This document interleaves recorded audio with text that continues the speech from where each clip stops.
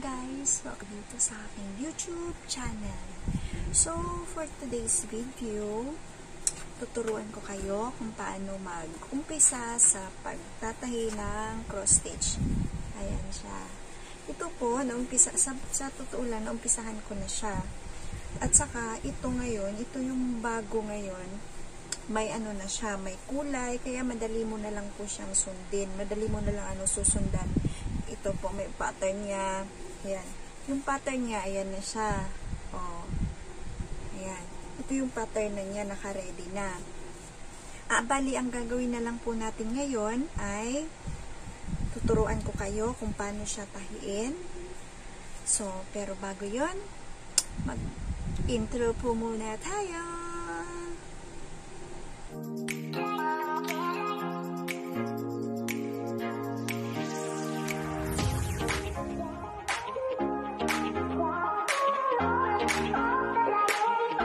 At again, welcome back dito sa aking video.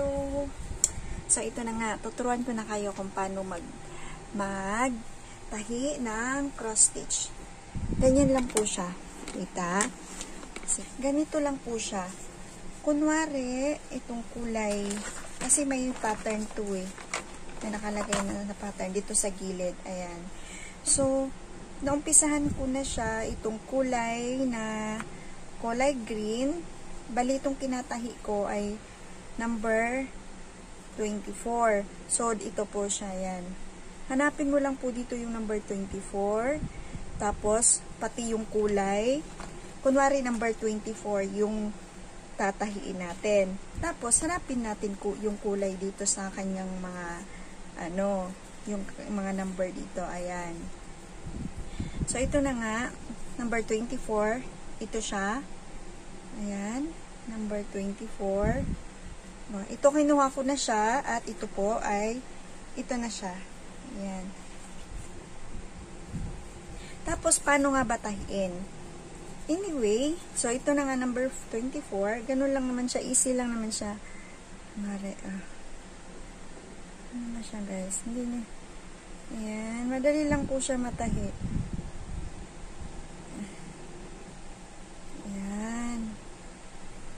Tapos ipasok mo na naman. Ang dami ko na pong nagawang cross stitch na ganito. At ipapakita ko po sa inyo. Ayan po sila. Ayan po. Ayan, ayan. Ayan. Yan po yung mga natahi ko na. Natapos ko na. Ipapakita ko po sa inyo. At ganito lang po. Dali lang naman po siya matahi. Ayan. Ay, baka pasok. Kita niyo po ba, guys? Kita niyo po ba? Ayan. Simple lang. Hanapin mo lang yung kulay niya, yung pattern, sundan mo lang yung pattern niya. Pero guys, sa pagbili po nito, ito po yung nabili ko talaga. Ayan siya. Ito po yung nabili ko.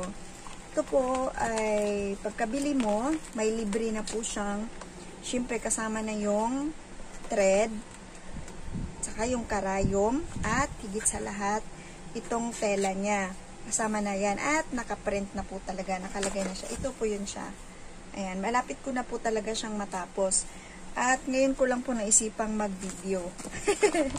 So, ituloy po natin saglit. Ayan. Ganyan lang po siya.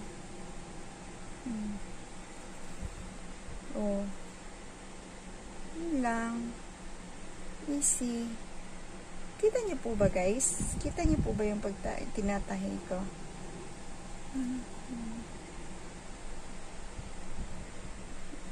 Madali na lang po talaga to siya.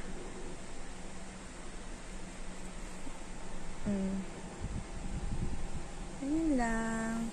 So, that's all for today, guys. Thank you for watching and see you on my next vlog. Huwag niyo pong kalimutan mag-like, share, and subscribe. Bye!